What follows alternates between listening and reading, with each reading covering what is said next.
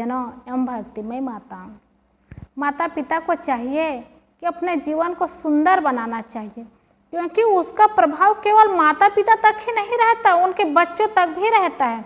जैसे उनके माता पिता होते हैं ना, धीरे धीरे उनके बच्चे भी वैसे ही हो जाते हैं और वैसे करने लग जाते हैं, वैसे सीख जाते हैं। लोभी माता पिता हैं तो बच्चे लोभी हो जाते हैं, क्रोधी हैं तो क्रोधी हो जाते हैं, चोर हैं तो चोर भी हो जाते हैं। ऐसे बच्चों पर प्रभाव पड़ जाता है। इसलिए माता पिता को खुद को मजबूत और अच्छा रहना चाहिए। इसीलिए तो सत्संग की आवश्यकता होती है।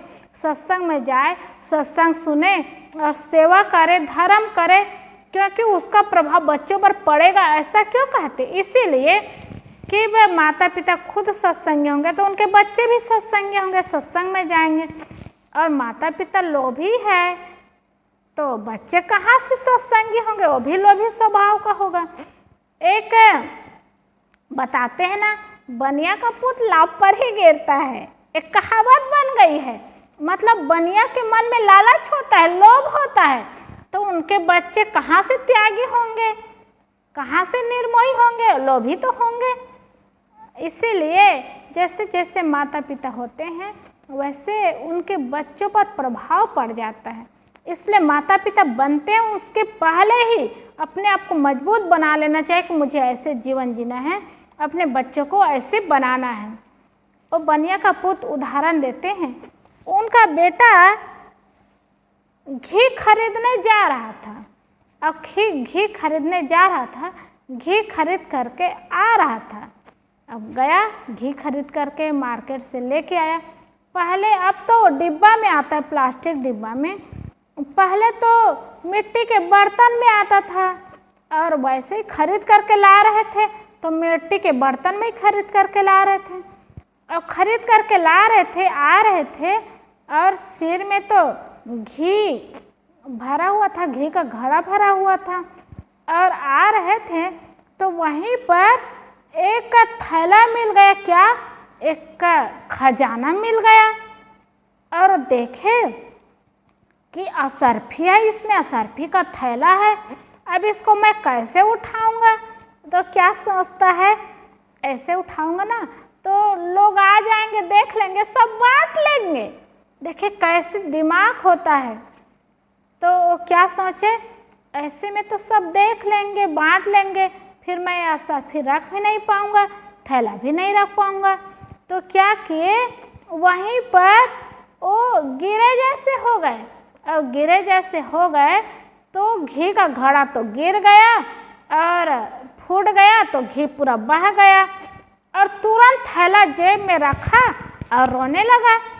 तो सब लोग आए और भीड़ हो गई वहाँ। तो क्या हुआ, क्या हुआ, सब लोग पूछने लगे।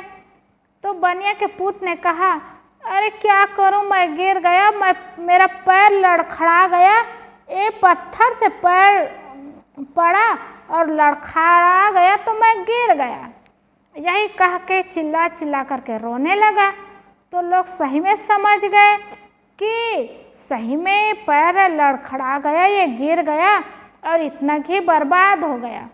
यही सोच करके उनको सहयोग देने लगा और सहारा दे करके, सहयोग दे करके उनको बढ़िया समझाने लगे कि बेटा दुखी मत हो, चिंता मत हो, ठीक है, घर जाना, माता पिता डांटेंगे, गाली देंगे तो सुन लेना, सह लेना।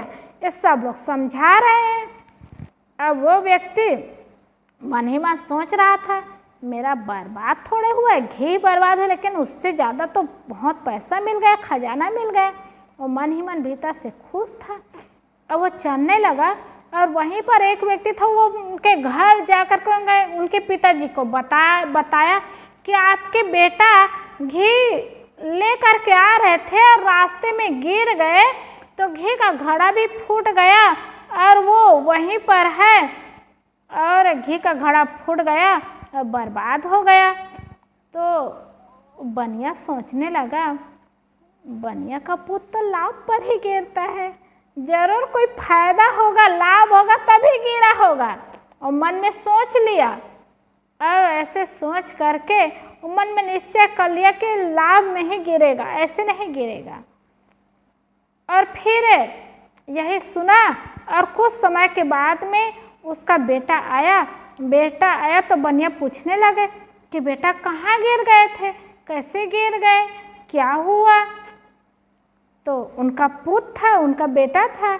उन्होंने सारी बात बताते हुए कहा, पिताजी वहीं पर पैसा का खजाना था, थैला था, और मैं सीधा उठाता तो सब लोग देख लेते और बांट लेते, कैसे उठाता सीधा, इसलिए गिर करके उसको मैं पकड़ लिया और घी का घड़ा गिर गया करके लोगों को बता दिया। तो लोग इसी को जाने, लेकिन खजाना जो मिला, खजाना का थैला मिला, उसको जेब में रख लिया तो जाने नहीं। तो बनिया ने कहा, यही तो मैं सोचता था कि कैसे गिर गया, क्योंकि बनिया का पुत्र तालाब पर ही गिरता है, इसकी कैसे हानि हो गई, कैसे घाटा हो गया, यही मैं सोचता था। यही सोच करके मुझे लग रहा था कि वो कैसे गिर गया, लेकिन समझ में आया कहीं भी गिरना होता है तो घाटा में गिरना नहीं होता, लाभ पर ही गिरना होता है। तो उनके बेटे भी खुश रहे, हमको खजाना मिल गया करके, उनके पिता भी खुश रहे कि हमको खजाना मिल गया। और वह घी का घड़ा गिरा था, उसके लिए क्या दुखी होते, कोई दुख की बात नहीं थी। तो ऐसे ही जब माता पिता होते हैं ना, तो उसका प्रभाव उनके बच्चों पर होता है। और माता पिता लोभी है, मोही है, क्रोधी है, तो वैसे उनके बच्चे होंगे। और लोभी रहे, लालची रहे, तो गिर करके भी उनको लाभ मिला, ये खुद माता, उनके पिता भी खुद जानते थे, और बेटा को भी विश्वास था, तो कैसे दुखी होते। इसीलिए कहते हैं कि सत्संग करो, भजन करो, भक्ति करो, धर्म और परमार्थ का काम करो। और ये काम करेंगे ना तो माता पिता ऐसे, पिताजी ऐसे करेंगे तो बेटा भी सुन सुन करके ऐसे हृदय में सद्गुण ले आएंगे और वैसे ही काम करना शुरू करेंगे।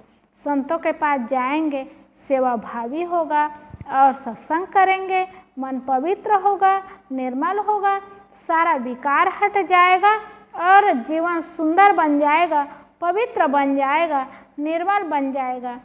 इसीलिए तो सत्संग की आवश्यकता है। संत गुरु के पास जाए और ज्ञान की बात सुने, सत्संग सुने, भजन करें तो जीवन पवित्र होता है, निर्मल होता है, मस्त होता है। नहीं तो आप देखते हैं ना, दुनिया में क्रोधी होकर के, लोभी होकर के, मोही होकर के मर रहे हैं, दुखी हो रहे हैं, छटपटा रहे हैं, किसी के धन चुरा करके, किसी के यहाँ मोह में पड़ करके, कामासक्त हो करके, क्या क्या नरक जीवन नहीं जीते हैं, नरक कर्म करते हैं, रोते हैं, पछताते हैं। केवल वही व्यक्ति रोते नहीं, पछताते नहीं, उनके माता पिता भी रोते हैं, पछताते हैं, दुखी होते हैं। क्योंकि जब माता पिता का संस्कार ही नहीं मिला है तो बच्चे को कहाँ से संस्कार मिलेगा। तो बच्चे का रोना सिर्फ बच्चे का रोना नहीं होता, माता पिता का भी रोना होता है। और बच्चे का खुश रहना, प्रसन्न रहना भी माता पिता का प्रसन्न रहना, खुश रहना होता है। इसलिए माता पिता खुद सत्संग में जाएंगे, भजन करेंगे, भक्ति करेंगे, धर्म का काम करेंगे, सेवा का काम करेंगे, तो माता पिता को संस्कार मिलेगा, वो सीख मिलेगी, वो ज्ञान मिलेगा और बच्चे भी उस रास्ता में जाने लगेंगे और जा करके सुंदर जीवन जिएंगे और जीवन सुंदर बनेगा, सफल बनेगा। जीवन के महत्व को समझ करके जीवन को सार्थक करेंगे। बोलिए सद्गुरुदेव की जय।